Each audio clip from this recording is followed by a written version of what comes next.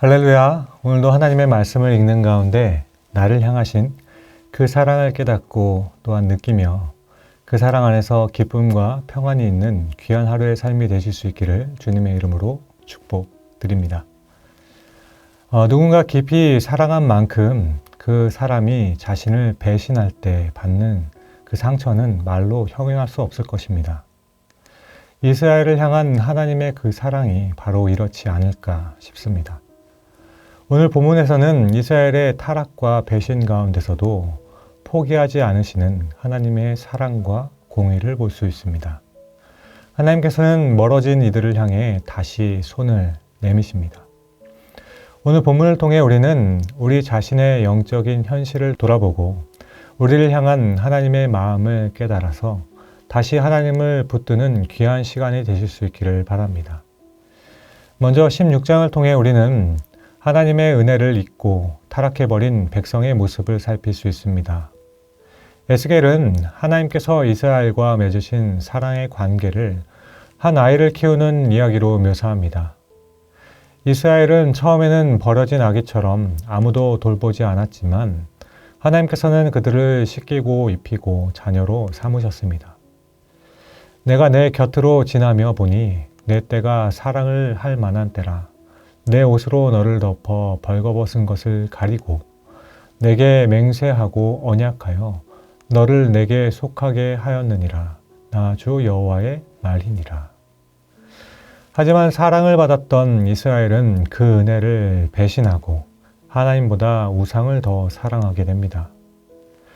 이런 모습은 비단 이스라엘의 모습뿐만이 아니겠죠. 오늘날 우리의 모습은 어떠합니까? 오늘날 우리도 하나님의 은혜를 잊은 채 내게 주어지는 쾌락이나 또 나를 지켜줄 것만 같은 돈을 따라서 혹 사람들의 인정과 세상의 말이 더 우선시되는 삶의 모습이 있지는 않으십니까? 이 시간 우리는 나는 과연 하나님께 받은 은혜를 기억하고 있는지 아니면 그 은혜를 너무나도 당연히 여기고 있지는 않은지 돌아보아야 할 것입니다. 이어지는 17장에서 하나님께서는 이스라엘에게 정치적 동맹이 아닌 하나님만을 의지할 것을 말씀합니다. 17장은 비유를 하고 있습니다. 두 마리 독수리와 포도나무 이야기를 통해서 이스라엘이 애굽과 바벨론 사이에서 정치적 줄타기를 하다가 망하게 된 이야기를 합니다. 이스라엘은 하나님을 의지하지 않고 애굽을 의지하다가 결국 바벨론에게 멸망합니다. 그런 이스라엘을 향해서 하나님께서는 18절에 이렇게 말씀하시죠. 그가 이미 손을 내밀어 언약하였거늘 맹세를 없인 여겨 언약을 배반하고 이 모든 일을 행하였으니 피하지 못하리라. 그럼에도 불구하고 하나님께서는 심판을 넘어 회복을 말씀하시죠. 22절에서 24절의 말씀을 보면 연한 가지를 꺾어 높고 우뚝 솟은 산에 심으시고 그것이 큰 나무로 자라나게 하신다고 말씀합니다. 이것은 이후 우리 모두를 구원하실 메시아 예수 그리스도를 예표하는 말씀입니다. 사랑하는 여러분, 오늘날 우리들의 삶에는 이스라엘과 같은 비슷한 상황들이 있습니다. 눈앞의 위기나 불안 앞에서 하나님이 아니라 다른 것을 먼저 붙잡으려 할 때가 많습니다. 그리고 그 결과로 더 큰 실패를 경험할 때도 있죠. 돈을 더 의지하거나 사람을 더 의지함으로 하나님의 뜻을 무시할 때도 있습니다. 또 어느 때는 이 정도는 괜찮겠지 하며 양심을 무디게 하는 선택을 하기도 합니다. 지금 우리는 무엇을 붙잡고 있습니까? 하나님의 뜻입니까? 아니면 나의 계산입니까? 이어지는 18장을 통해 우리는 하나님께서는 각 사람의 책임을 분명히 물으신다라는 것을 깨닫게 됩니다.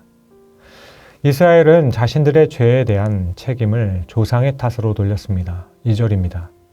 너희가 이스라엘 땅에 관한 속담에 이르기를 아버지가 신 포도를 먹었으므로 그의 아들의 이가 시다고 함은 어찌 됨이냐. 그러나 하나님께서는 이 부분에 대해서 분명하게 선언하십니다. 모든 영혼이 다 내게 속한지라 아버지의 영혼이 내게 속한 같이 그의 아들의 영혼도 내게 속하였나니 범죄하는 그 영혼은 죽으리라. 그러나 악인이 만일 그가 행한 모든 죄에서 돌이켜 떠나 내 모든 율례를 지키고 정의와 공의를 행하면 반드시 살고 죽지 아니할 것이라. 하나님께서는 개인의 책임, 자유의지, 회개의 가능성에 대해서 말씀하고 계시는 겁니다. 그러니까 누구든지 돌아오면 살게 되고 누구든지 죄 가운데 머물면 스스로 죽음을 택하는 것이라는 말씀입니다. 우리도 때로는 삶의 책임을 부모에게 받은 상처 때문에, 사회가 이렇기 때문에, 심지어 하나님께서 나에게 침묵하셨기 때문이라고 하며 내가 아닌 내 주위의 환경을 탓하기만 합니다. 그러나 오늘 하나님께서는 너 자신을 돌아보라고 말씀하시는 것이죠. 사방이 막혀도 하늘은 뚫려 있다라는 말이 있습니다. 그러므로 모든 것을 아시는 하나님 앞에서 지금 나는 내 죄를 회개하고 있는지 아니면 책임을 다른 데로만 돌리고만 있는지 확인해 보아야 할 것입니다. 끝으로 19장에서 우리는 하나님 없는 리더십은 결국 무너지게 된다는 것을 깨닫게 됩니다. 에스겔 19장은 유다 왕들의 몰락을 암사자의 새끼 사자를 통한 비유와 포도나무가 꺾여 불에 던져지는 모습으로 비유합니다. 유다의 왕들은 하나님을 의지하지 않고 백성을 살리는 통치를 하지 못했습니다. 그렇게 결국 바벨론에 잡혀가거나 죽임을 당하게 됩니다. 이것은 모든 리더들에게 주는 교훈이겠지요. 하나님을 인정하지 않는 권력과 책임 없는 리더십은 결국 무너지게 되어 있습니다. 그러므로 우리는 나에게 맡겨주신 자리에서 가정과 교회 그리고 사회에서 하나님의 마음으로 감당하고 있는지를 돌아보아야 할 것입니다. 사랑하는 성도님들, 오늘 함께 보신 에스겔의 말씀에서 우리는 회개는 끝이 아니라 회복의 시작이라는 사실을 깨닫게 됩니다. 하나님께서는 이스라엘을 향해 심판을 말씀하시면서도 그 심판을 즐거워하지 않으심을 보게 됩니다. 주 여호와의 말씀이라 내가 어찌 악인이 죽은 것을 조금들 기뻐하랴. 그가 돌이켜 그 길에서 떠나 사는 것을 어찌 기뻐하지 아니하겠느냐. 하나님의 최종 목적은 언제나 회복입니다. 하나님께서는 지금 이 순간에도 돌아오는 자를 살리시기 위해 끝까지 기다리고 계십니다.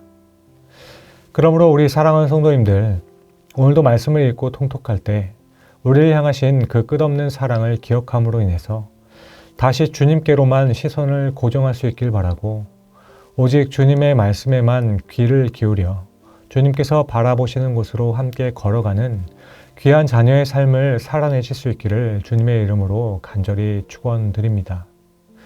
기도하겠습니다.